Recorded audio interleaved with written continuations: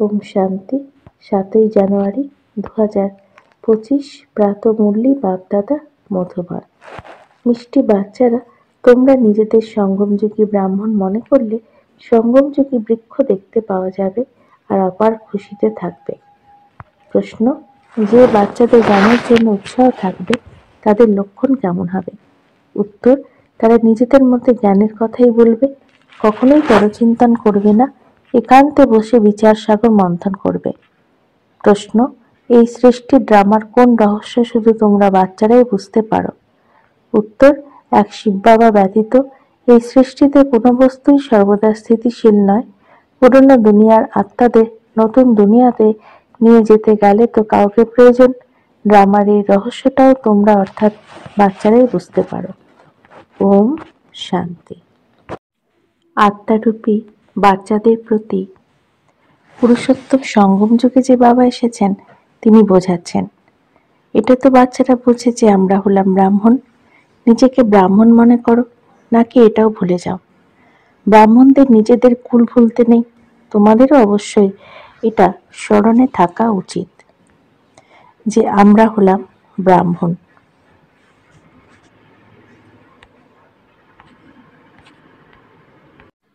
নিজেকে ব্রাহ্মণ মনে করো, নাকি এটাও ভুলে যাও? ব্রাহ্মণদের নিজেদের কুল ভুলতে নেই, তোমাদেরও অবশ্যই এটা স্মরণে থাকা উচিত যে আমরা হলাম ব্রাহ্মণ। একটা কথা স্মরণে থাকলে তখন তোরই পার হওয়া যায়। সঙ্গম যুগে তোমরা নতুন নতুন কথা শুনলে সেটার বিষয়ে চিন্তা করা উচিত, যাকে বিচার সাগর মন্থন করা বলে।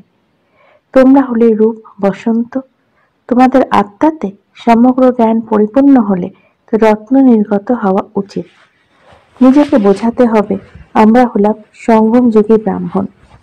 কেউ কেউ এটাও বোঝে না, যদি নিজেকে সঙ্গম যুগী ব্রাহ্মণ মনে করো তবে সত্য যুগের বৃক্ষ দেখতে পারবে আর অপরিসীম খুশিতে থাকবে। বাবা যেটা বোঝান মনের মধ্যে সেটার পুনরাবৃত্তি করা উচিত। আমরা সঙ্গম যুগে আছি, এটাও তোমরা ব্যতীত আর কারোর জানা নেই। সঙ্গম যুগের অধ্যয়ন সময়ও নেই, এটার একটাই পাঠ, নর থেকে নারায়ণ, নরকবাসী থেকে স্বর্গবাসী হয়ে ওঠার। এটা স্মরণে থাকাতেও খুশি থাকবে, আমরাই দেবতা স্বর্গবাসীতে পরিণত হতে যাচ্ছি। সঙ্গম যুগবাসী হলে তবে তো স্বর্গবাসী হবে। পূর্বে যখন নরকবাসী ছিলে তো একদম নোংরা অবস্থা ছিল, ঘৃণ্য কাজ করতে। এখন সেসব ধুয়ে মুছে ফেলতে হবে, মানুষ থেকে দেবতা স্বর্গবাসী হতে হবে। কারো স্ত্রী মারা গেলে তোমরা জিজ্ঞাসা করো তোমরা যুগল কোথায়, বলবে সে স্বর্গবাসী হয়ে গেছে। স্বর্গ কি জিনিস সেটা জানে না, যদি হয় তবে তো খুশি হওয়া উচিত, তাই না? এখন বাচ্চারা তোমরা এই ব্যাপারে জানো, মনের ভিতরে চিন্তন চলা উচিত আমরা এখন সঙ্গম যুগে আছি, পবিত্র হচ্ছি, বাবার থেকে স্বর্গের উত্তরাধিকার নিচ্ছি। ক্ষণে ক্ষণে এটা জপ করা উচিত, ভুলে যাওয়া উচিত নয়, কিন্তু মায়া ভুলিয়ে দিয়ে একদম কলিযুগী করে দেয়।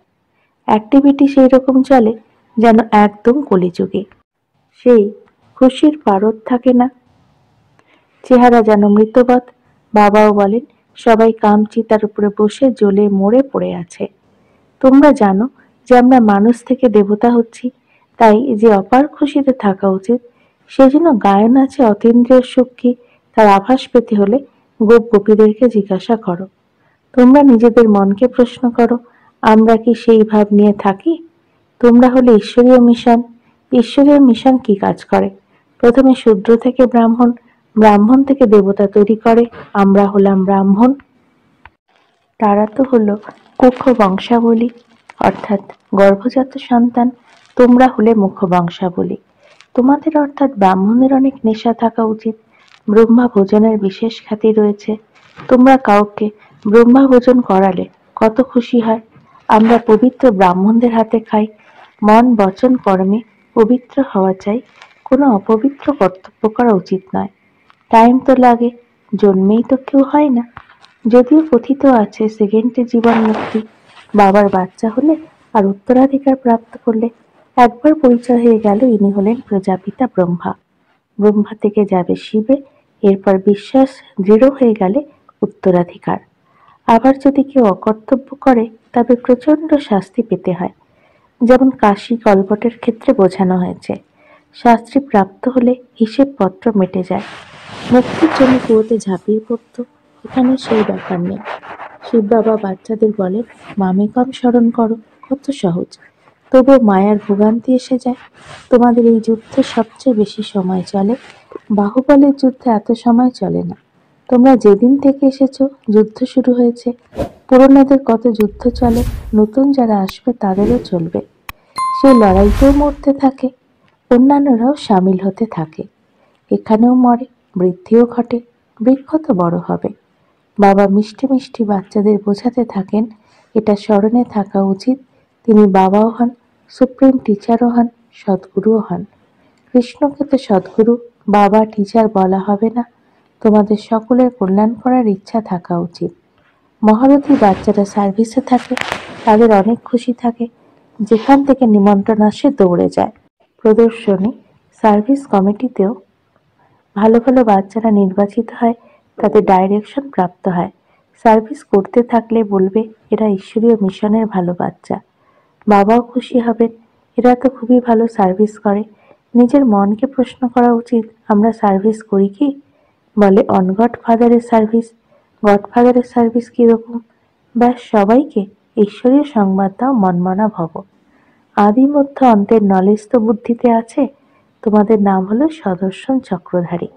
তো তার চিন্তা ভাবনা চালিয়ে যাওয়া উচিত। সদর্শন চক্র কি আর থেমে থাকে? তোমরা হলে চৈতন্য লাইট হাউস। তোমাদের মহিমার অনেক সুখ্যাতি করা হয়। অসীম জগতের পিতার গায়নও তোমাদের বোধগম্য হয়। তিনি হলেন জ্ঞানের সাগর, পতিত পাবন, গীতার ভগবান। তিনি জ্ঞান আর যোগবলের দ্বারা এই কার্য করান। এতে যোগবলের অনেক প্রভাব থাকে। ভারতের প্রাচীন রাজযোগ বিখ্যাত, সেটা তোমরা এখন শিখছ। সন্ন্যাসীরা হলো হঠযোগী, তারা পতিতকে পবিত্র করতে পারে না। জ্ঞান আছেই এক বাবার কাছে, জ্ঞানের থেকেই তোমরা জন্মগ্রহণ করো। গীতাকে আমার বাবা বলা হয়, মাতা পিতা। তোমরা শিব বাবার বাচ্চা, তো মাতা পিতা চাই। মানুষ তো যদিও বা গায়, কিন্তু বোঝে কি আর? বাবা বোঝান, এর অর্থ কত বুঝছো। গডফাদার বলা হয়, আবার মাতা পিতা কেন বলা হয়? বাবা বুঝিয়েছেন যদিও হলো সরস্বতী, কিন্তু বাস্তবে সত্যি সত্যি ব্যাপার হলো ব্রহ্মপুত্র। সাগরের ব্রহ্মপুত্রা সর্বপ্রথমে সঙ্গম এনার হয়, বাবা এনার মধ্যে প্রবেশ করেন। এটা কত সূক্ষ্ম ব্যাপার। অনেকের বুদ্ধিতে এই কথা থাকে না যে চিন্তা ভাবনা করবে, একদম কম বুদ্ধি, কম জায়গা পাওয়ার মতো। তাদের জন্য বাবা আবার বলেন, নিজেকে আত্মা মনে করো। এটাই তো সহজ হলো, তাই না? আমাদের আত্মাদের পিতা হলেন পরমাত্মা। তিনি তোমাদের অর্থাৎ আত্মাদের বলেন, একমাত্র আমাকে অর্থাৎ মামেকম স্মরণ করলে বিকর্ম বিনাশ হবে। এই হলো মুখ্য ব্যাপার। ডাল বুদ্ধি সম্পন্ন বড় কথা বুঝতে পারে না, সেই জন্য গীতাতেও আছে মনমনা ভব। সকলেই লেখে, বাবা স্মরণের যাত্রা হলো খুবই ডিফিকাল্ট, বারংবার ভুলে যায়, কোনো না কোনো পয়েন্টে পরাজিত হয়। এটা হলো বক্সিং মায়া আর ঈশ্বরীয় বাচ্চাদের, এটা কারোর জানা নেই। বাবা বুঝিয়েছেন মায়ার উপরে বিজয় প্রাপ্ত করে কর্মাতীত অবস্থাতে যেতে হবে। সর্বপ্রথমে তোমরা এসেছো কর্ম সম্বন্ধতে, সেখানে এসে আবার অর্ধকল্প পরে তোমরা কর্মবন্ধনে এসে গেছো। প্রথম দিকে তোমরা পবিত্র আত্মা ছিলে, কর্মবন্ধন না সুখের ছিল না দুঃখের ছিল, তবুও সুখের সম্বন্ধেতে এসেছিলে। এটাও তোমরা এখন বোঝো, আমরা সম্বন্ধেতে ছিলাম, এখন দুঃখে আছি, আবার অবশ্যই সুখে থাকবো। নতুন দুনিয়া যখন ছিল তো মালিক ছিল, পবিত্র ছিল, এখন পুরনো দুনিয়াতে পতিত হয়ে পড়েছ। আবার আমরাই সেই দেবতা হই, এটা স্মরণ করতে হবে।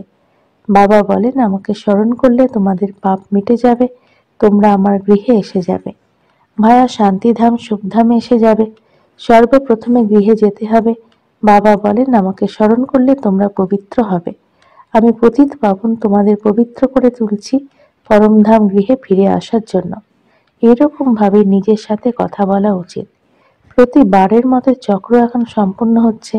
আমরা এত জন্ম নিয়েছি, এখন বাবা এসেছেন পতিত থেকে পবিত্র করতে। যোগ বলের দ্বারাই পবিত্র হব। এই যোগ বল হলো অনেক নামি দামি, যা একমাত্র বাবা শেখাতে পারেন। এতে শরীরের দ্বারা কিছু করার দরকার নেই, তবে সারাদিন এই কথার মন্থন চালিয়ে যাওয়া উচিত। একান্তভাবে যেখানেই বসো অথবা যাও, বুদ্ধিতে এটাই চলতে থাকবে। একান্ত তো অনেক আছে, উপরে ছাদে তো ভয় পাওয়ার ব্যাপার নেই। আগে তোমরা সকালে মুরলি শোনার পর পাহাড়ের উপরে যেতে, যা শুনতে তার চিন্তা করার জন্যই পাহাড়ের উপর গিয়ে বসতে। যাদের জ্ঞানের বিষয়ে অত্যন্ত আগ্রহ থাকবে তারা নিজেদের মধ্যে জ্ঞানের কথাই বলবে, জ্ঞান না থাকলে আবার পরচিন্তন করতে থাকবে। প্রদর্শনীতে তোমরা কতজনকে এই রাস্তা বলে দাও। মনে করো আমাদের ধর্ম অনেক সুখ দেয়, অন্যান্য ধর্মের লোকেদের শুধুমাত্র এতটুকু বোঝাতে হবে যে বাবাকে স্মরণ করো। এটা বুঝাবে না যে এ মুসলমান, আমি অমুক। না, আত্মাকে দেখতে হবে, আত্মাকে বোঝাতে হবে। এখন আমাদের বাবার থেকে উত্তরাধিকার প্রাপ্ত হচ্ছে, নিজেকে আত্মা মনে করে ভাইদের জ্ঞান দেয়। এখন চলো বাবার কাছে, অনেক সময় ধরে বিচ্ছিন্ন হয়ে আছো। সেটা হলো শান্তিধাম। এখানে তো কত অশান্তি, দুঃখ ইত্যাদি আছে। বাবা এখন বলেন নিজেকে আত্মা মনে করার প্র্যাকটিস রাখো, তবে নাম রূপ দেহ সব ভুলে যাবে। অমুকে হলো মুসলমান, এরকম কেন মনে করো? আত্মা মনে করে বোঝাও, বুঝতে পারবে এই আত্মা ভালো কি খারাপ। আত্মার ক্ষেত্রে বলা হয় খারাপ থেকে দূরে থাকা উচিত, কারণ পবিত্রতাই হলো স্বধর্ম। এখন তোমরা হলে অসীম জগতের পিতার সন্তান, এখানে ভূমিকা পালন করে এখন আবার ফিরে যেতে হবে, পবিত্র হতে হবে। বাবাকে অবশ্যই স্মরণ করতে হবে। পবিত্র হলে তবে পবিত্র দুনিয়ার মালিক হবে। বাণী সহ প্রতিজ্ঞা করা উচিত। বাবাও বলেন প্রতিজ্ঞা করো। বাবা যুক্তিও বলে দেন, তোমরা আত্মারা হলে ভাই ভাই, আবার শরীরে এলে তখন হলে ভাই বোন। ভাই বোন কখনো বিকারে যেতে পারে না। পবিত্র হয়ে বাবাকে স্মরণ করলে তোমরা বিশ্বের মালিক হয়ে যাবে। বোঝানো হয় মায়ার কাছে পরাজিত হয়ে আবার উঠে দাঁড়িয়ে পড়ো। যত দাঁড়াতে ততই প্রাপ্তি হবে। ক্ষয়ক্ষতি জমা তো হয়েই থাকে যে না, অর্ধকল্প জমা, আবার রাবণ রাজ্যতে না হয়ে যায়, হিসেব আছে তো। জয় হলো জমা, পরাজয় না, তাই নিজের সম্পূর্ণ নিরীক্ষণ করা উচিত। বাবাকে স্মরণ করলে বাচ্চারা তোমাদের খুশি হবে। তারা তো শুধু গাইতে থাকে, বোঝে তো না কিছু, না বুঝে সব করে। তোমরা তো পূজা ইত্যাদি করো না, এছাড়া মহিমার সুখ্যাতি তো করো যে না, যে সে এক বাবার মহিমা আছে, অব্যভিচারী। বাচ্চারা বাবা এসে তোমাদের শতই অধ্যয়ন করান, তোমাদের কোনো প্রশ্ন করার দরকার নেই। স্মৃতিতে চক্র থাকা দরকার, বোঝা উচিত আমরা কিভাবে মায়ের ওপর বিজয় প্রাপ্ত করি, আবার পরাজিত হই। বাবা বোঝান পরাজয় হলে শতগুণ শাস্তি ভোগ করতে হয়। বাবা বলেন সদ্গুরু নিন্দা করিও না, তাহলে টিকতে পারবে না।